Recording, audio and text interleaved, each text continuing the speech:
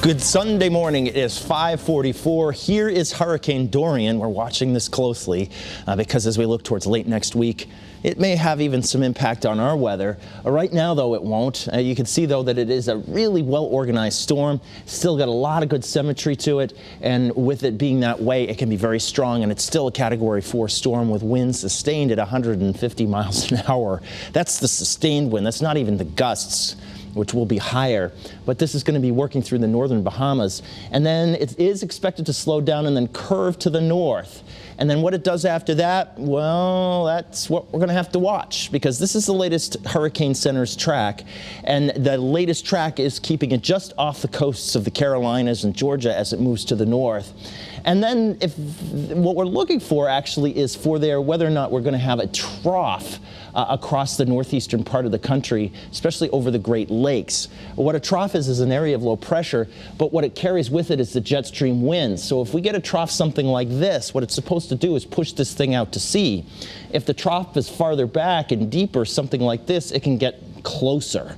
And so that's why we're watching this very closely, because there could be sort of a close brush with this thing. Some of the latest model guidance, particularly the GFS, actually pushes some of the rains and some of the wind into southeastern New England, and even Connecticut might be in on some of the outer bands if that were to be true. It's not a direct hit necessarily, but it's enough that we'd have several hours of blustery wind and also some of those squally rains as that storm is moving by. More immediately, though, we won't have that. We'll just have some of these nice high clouds and clear sky otherwise, as you see with satellite and radar.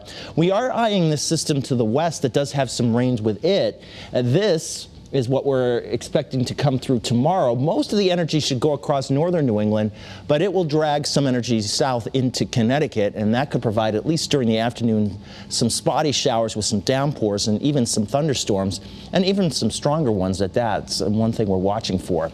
Let's hit the graphics full screen, and we'll show you that today, one of the things about today and tomorrow, rather, even on Labor Day, is that there are a lot of things going on. The Woodstock Fair, Haddam Neck Fair, and Goshen Fair are all happening for the rest of this weekend. And so will the weather be good? Well, today it certainly will. We do have temperatures running in the 50s right now in most towns, which is a wonderful starting point, of course. And we do have our highs expected to go into the 70s later on today. We'll have a partly sunny sky with this. Now, when we talk about today's sky, I think we'll see a lot more of those filmy clouds coming into it as we head into the afternoon today. A UV index will be running at about 6 this afternoon. And if you're planning tonight on keeping the windows open, good for you. I think we'll see temperatures in the upper 50s and lower 60s because the air will be a little bit more humid by overnight tonight. See how we have some of these filming clouds expected with our Futurecast tomorrow's weather today all the way through 5, 6 o'clock in the evening. It's not going to white out the whole sky, but we will have some of those clouds just making it a little more milky. Here's about 10 o'clock tonight, and as we take you through tomorrow, notice how we have partly cloudy skies through the morning.